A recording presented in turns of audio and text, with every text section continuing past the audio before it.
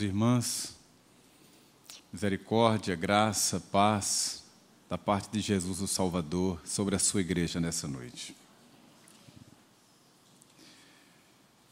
Eu quero lhes falar sobre uma faceta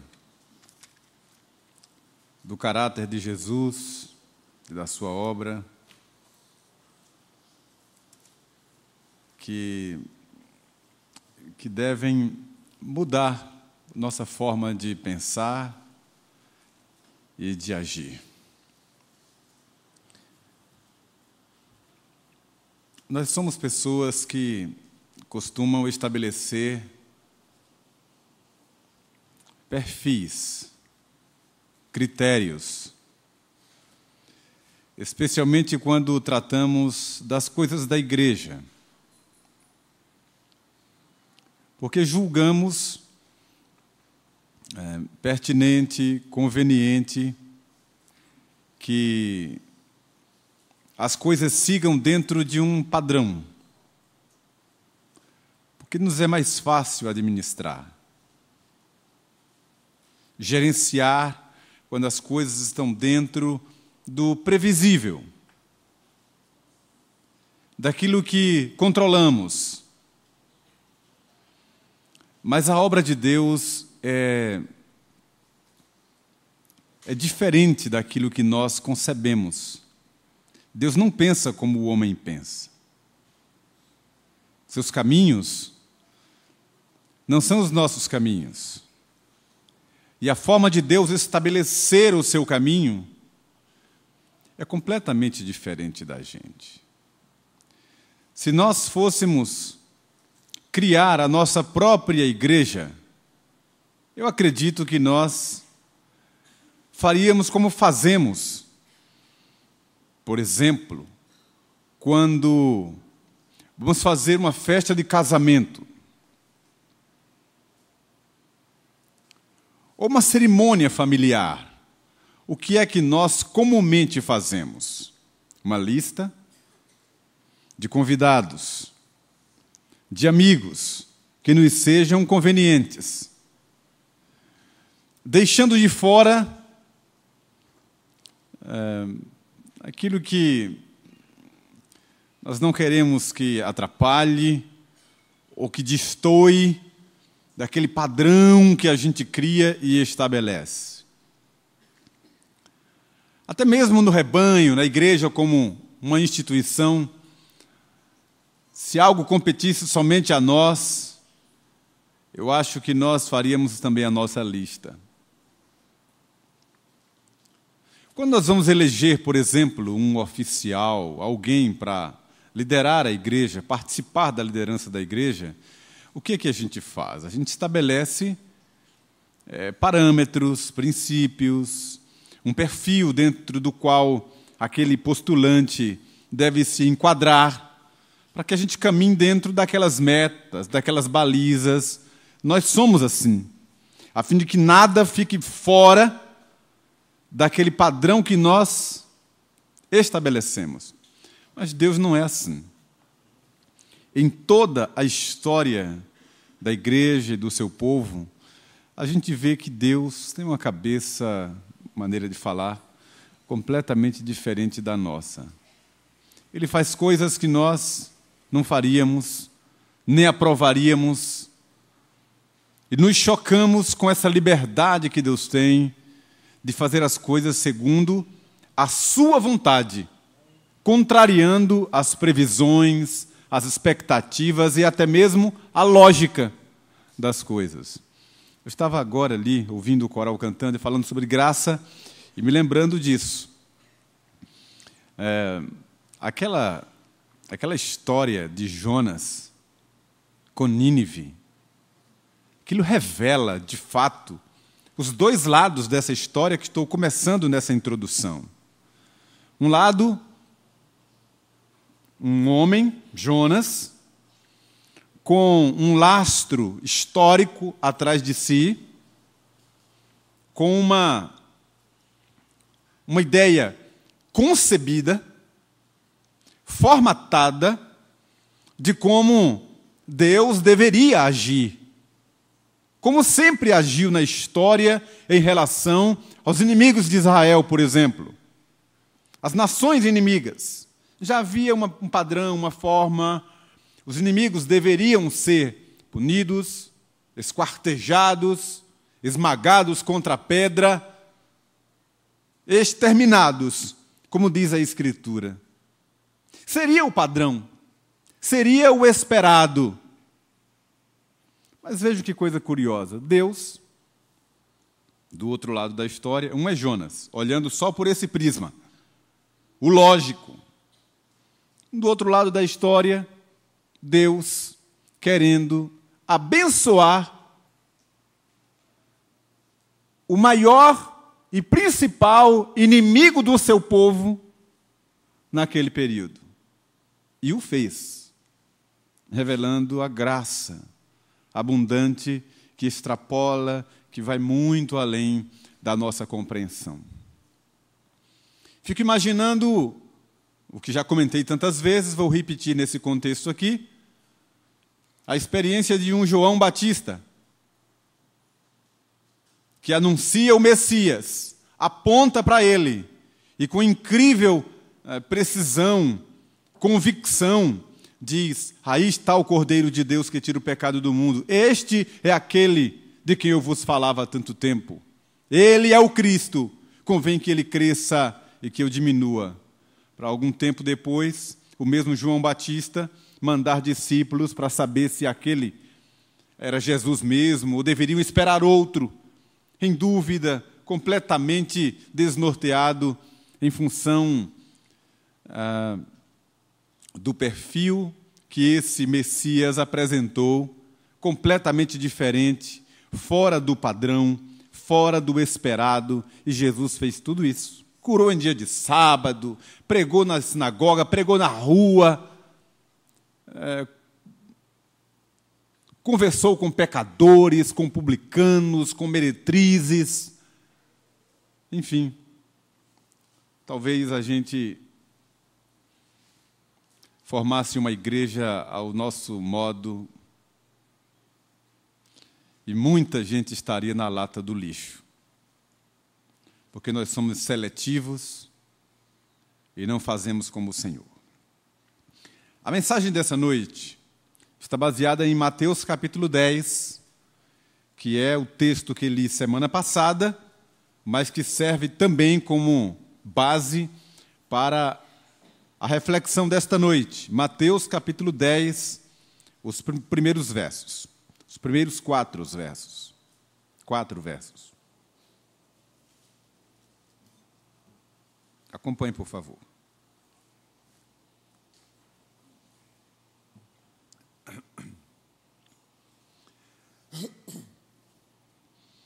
Tendo chamado os seus 12 discípulos, deu-lhes Jesus autoridade sobre espíritos imundos para os expelir e para curar toda sorte de doenças e enfermidades. Ora, os nomes dos 12 apóstolos são estes. Primeiro, Simão, por sobrenome Pedro, e André, seu irmão, Tiago, filho de Zebedeu, e João, seu irmão, Filipe, Bartolomeu, Tomé e Mateus, o publicano, Tiago, filho de Alfeu, e Tadeu, Simão, o zelote, e Judas Iscariotes, que foi quem o traiu.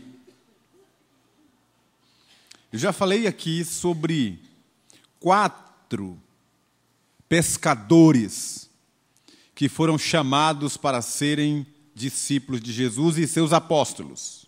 4. Lhes falei também sobre Tomé, o que duvidava sempre, e até o fim carregava dúvidas e precisou de uma palavra específica, de um toque específico para lhe cair a nuvem da dúvida. Falei com vocês também sobre Judas Iscariotes,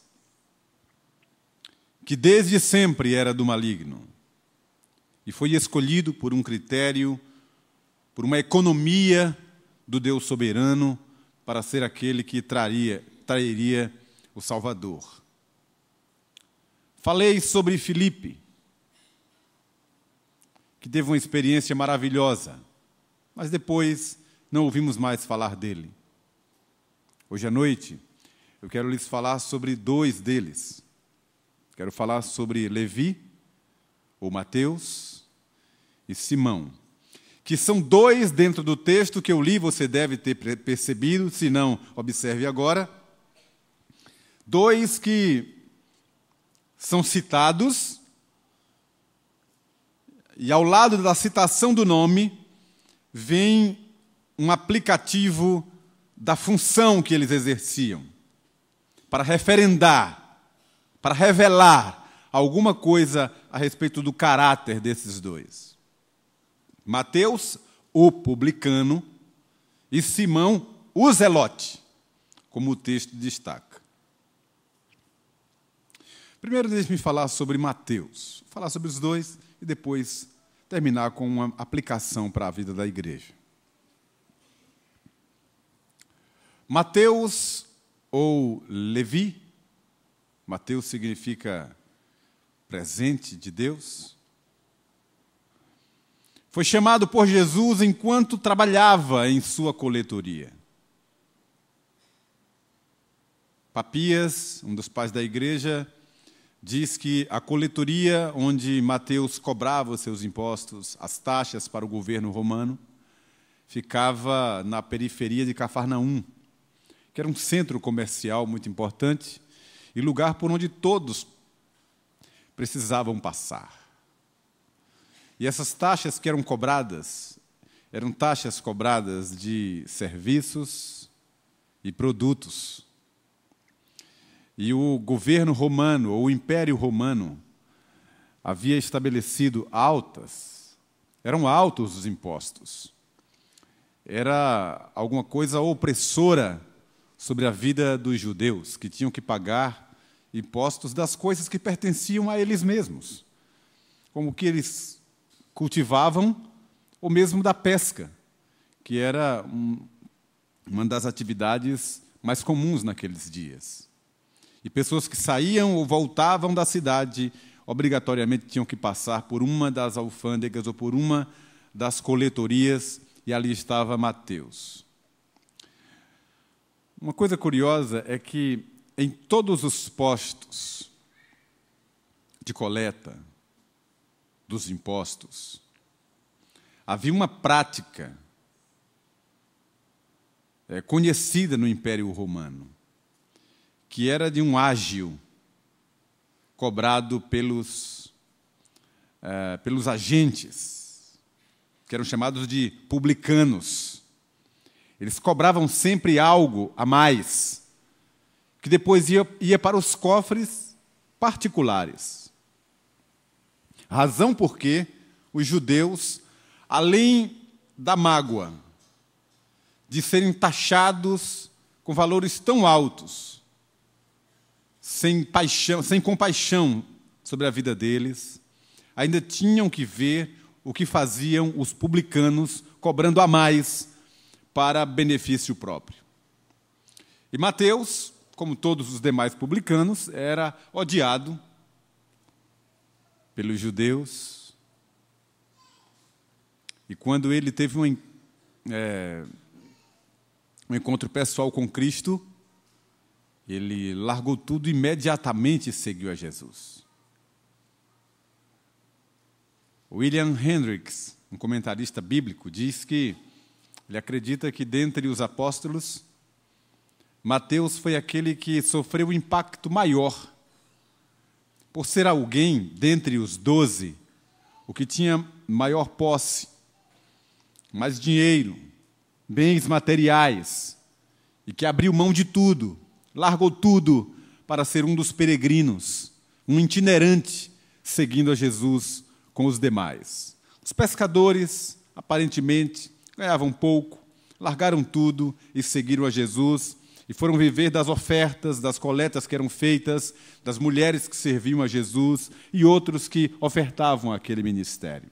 Mas Mateus largou tudo imediatamente. Talvez como Zaqueu, que era também publicano, Zaqueu, quando se converteu, quando foi convertido a Cristo, a sua consciência pesada fez com que ele falasse: se eu tenho defraudado alguém, restituo 4 vezes mais. Era o peso da consciência de alguém que sabia que cobrava a mais. O que provavelmente acontecia também com Levi ou Mateus. Largou tudo e foi seguir a Cristo. Era uma pessoa odiada, uma pessoa que não era benquista da população, que não tinha o carisma, a liberdade, a alegria, a simpatia daquele povo. Muito pelo contrário. Era um daqueles que nós não chamaríamos para fazer parte da nossa equipe ministerial. Mas Jesus chamou Mateus para ser seu discípulo e seu apóstolo, seu representante, seu embaixador, alguém que era olhado meio torto por aquela população. Daqui a pouco eu vou dizer por que Jesus fez isso. O segundo que Jesus chamou, dos 2, claro, que eu separei para essa noite, é Simão. E foi-lhe acrescentado o zelote. Alguns comentaristas acreditam que é para diferenciar do Simão Pedro, como Judas, que foi chamado também de Tadeu, para diferenciar do Judas Iscariotes. Naqueles tempos, naqueles dias, não havia uma lista tão grande de nomes como hoje a gente pode escolher para dar a um filho, onde existem um livro com 5.000 nomes, e você vai escolher um. Naqueles dias havia muito nome Jesus, era muito comum. José, Judas, Tiago, eram nomes que se repetiam muito.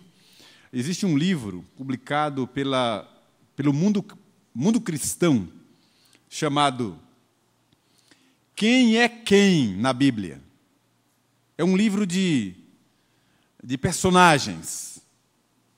E você vai encontrar isso que eu estou falando aqui. Então, quando vem na lista, um exemplo, Tiago. Aí vem vários Tiagos que aparecem na Bíblia, naquele período. José, vários José. José, o pai de Jesus, o padrasto de Jesus, José de Arimateia, José de não sei o quê, o de Cirene. Enfim, você vai encontrar vários. E assim foi com Simão, havia vários Simões. E também Judas, era um nome muito comum. Esse Simão aqui, dentre os 12, havia outro que era Simão Pedro. Então, para diferenciar, colocaram Simão, o zelote. O que era zelote? Existem dois entendimentos, 2 explicações para isso. Vou comentar brevemente, depois partir para a aplicação que quero trazer. Zelote, a essência da palavra, tem a ver, de fato, com zelo. E existem alguns comentaristas que acreditam que ele recebeu esse nome, não pelo partido político de que ele fazia parte, que eu vou comentar em seguida, mas por ser alguém daquela equipe que carregava como marca do seu caráter, da sua personalidade, o zelo, o critério, para cuidar das coisas, do ministério apostólico. Mas a grande parte dos comentaristas bíblicos acredita que o nome zelote foi dado e acrescentado e repetido. É assim que ele é chamado também em Atos dos Apóstolos, sempre Simão, o zelote, porque ele fazia parte de um partido político nacionalista da pesada. Era um partido revolucionário, talvez assim, xiita, chato, né? Aquele bem retinto mesmo. Era aquele do coquetel Molotov. Gente de bandeira na mão, de campanhas, de um regime agressivo. Esse era o caráter desse partido político chamado os Zelotes. O zelo era o zelo partidário deles. E Simão fazia parte desse grupo, que também não tinha a simpatia da comunidade ou da sociedade, especialmente dos judeus opressos, para quem foi dirigida a mensagem do Evangelho, como Jesus disse, que era um povo que vivia na região da sombra da morte. Como também não eram bem vistos aqueles que faziam parte de um grupo político, religioso, que era o grupo dos herodianos. Também estavam fora daquela aceitação popular. E Simão era esse, revolucionário, de um partido político, quase um terrorista.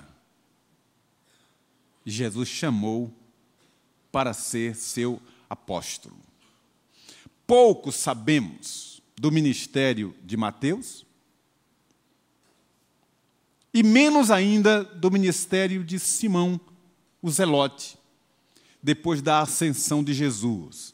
Isto porque a história se concentrou em alguns nomes que foram usados em Jerusalém, e depois que a igreja foi dispersa para a Ásia Menor, para outros cantos do mundo, através desses apóstolos, a coisa foi diluída, não temos muitas histórias para contar, senão que eles foram martirizados logo no começo dos ministérios deles, em função do evangelho que cresceu, que foi divulgado, e a pressão foi muito grande, grande parte deles já foi logo sacrificada, martirizada. Por que Jesus chamou Mateus e Simão com esses perfis, com essas características, com essas peculiaridades, que eu acredito nós não escolheríamos para serem nossos representantes, pela forma dogmática com que observamos e olhamos as coisas. Eu lembro que faz poucos meses, poucas semanas, que não tem meses ainda, um mês e meio talvez, eu escrevi um artigo para o boletim, alguns devem se lembrar, com o título Um Perfil Admirável. E aí eu vou traçando, falando sobre as características, sem dizer o nome.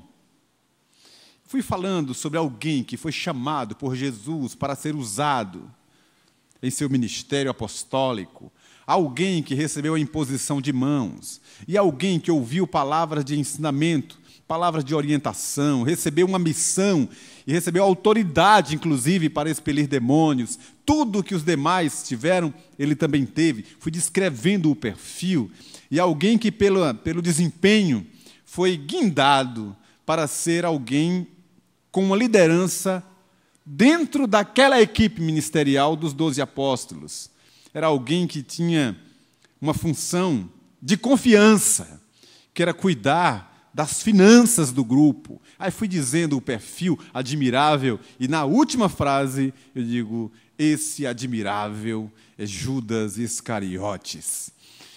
Ou seja, quem tem um perfil desse, sem dar o nome, nós queríamos, desejaríamos, para fazer parte da nossa equipe, daqueles que estão à nossa volta, nosso rol de amizade e dos nossos líderes. Mas veja quem era. Era Judas Iscariotes. Deus é soberano e Senhor da história. Ele escolhe aqueles que Ele bem quer para o seu reino. É a primeira lição que nós tiramos desses chamados 12. De que a obra de Deus é feita em cima de um critério que é só dele.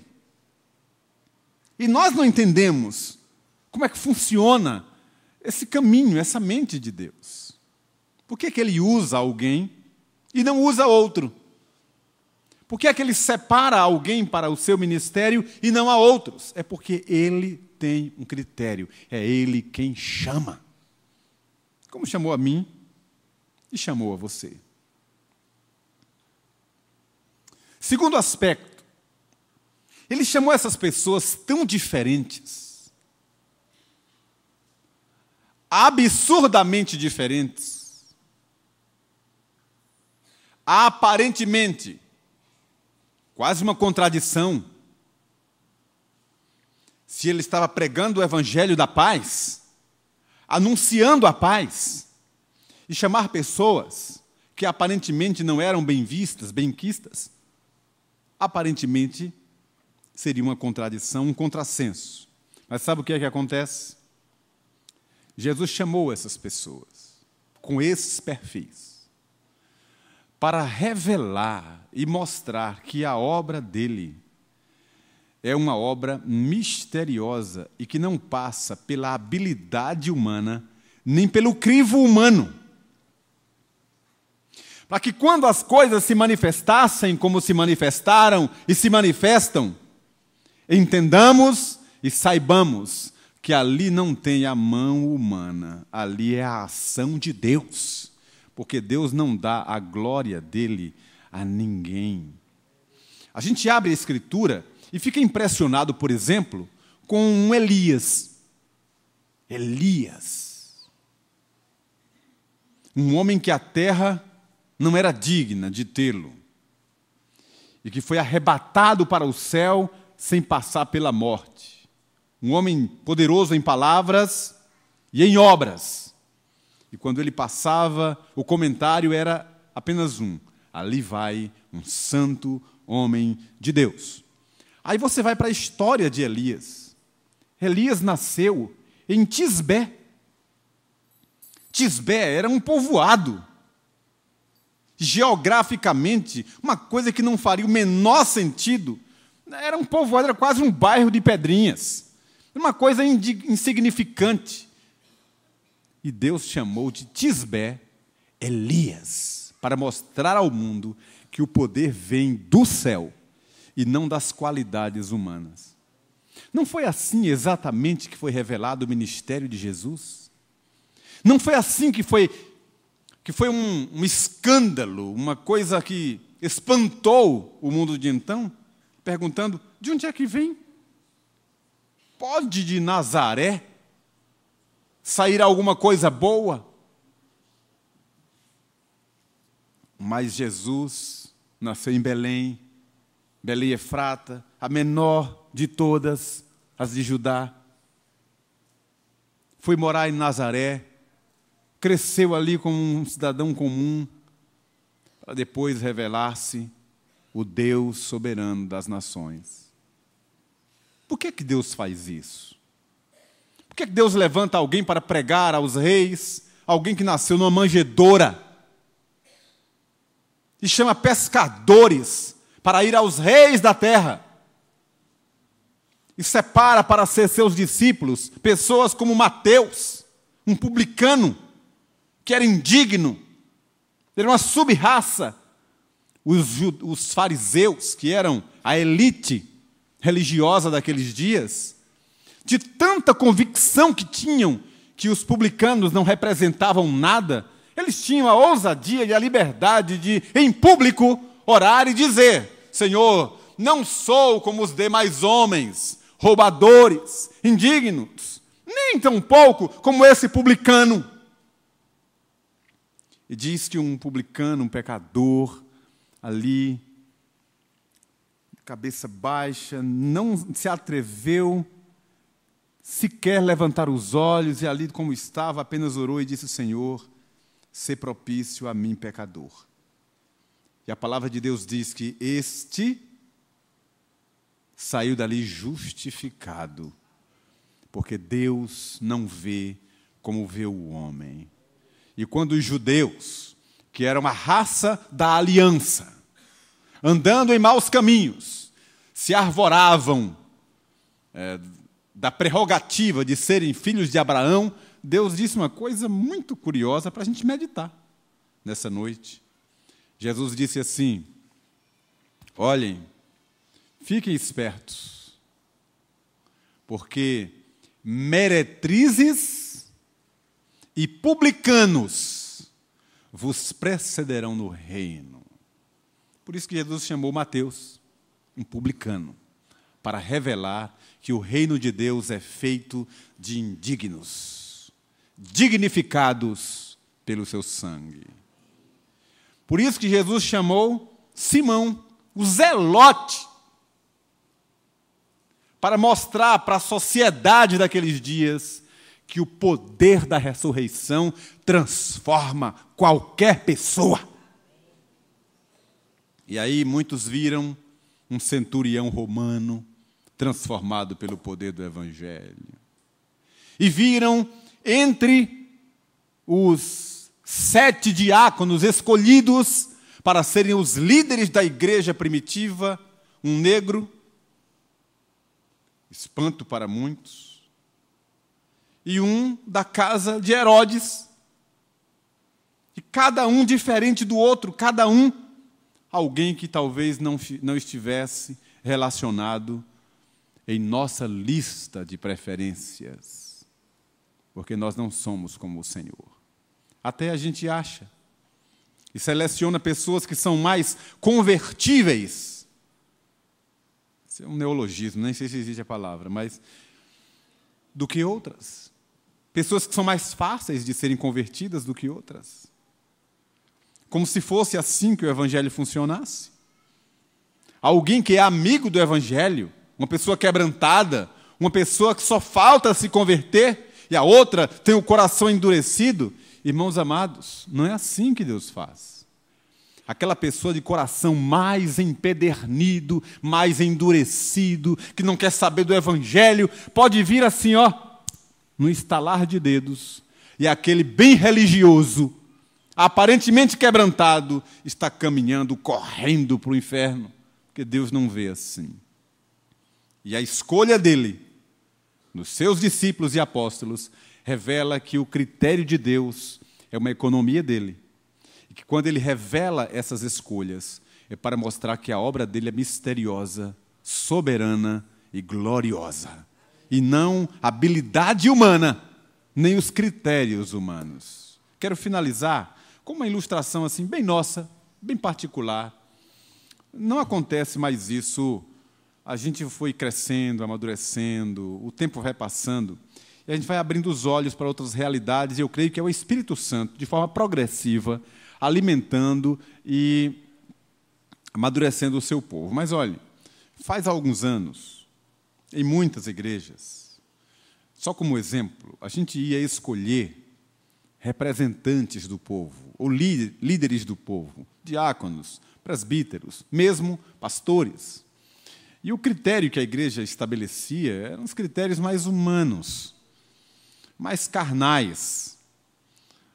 Às vezes era uma pessoa que tinha influência na igreja, ou alguém que tem uma posição destacada na sociedade e é membro da igreja. Às vezes não tem visão nenhuma do reino, não tem compromisso com a igreja, mas tem um dízimo incrível, ou qualquer outra habilidade, e a pessoa, então, é eleita para um cargo para cuidar da igreja.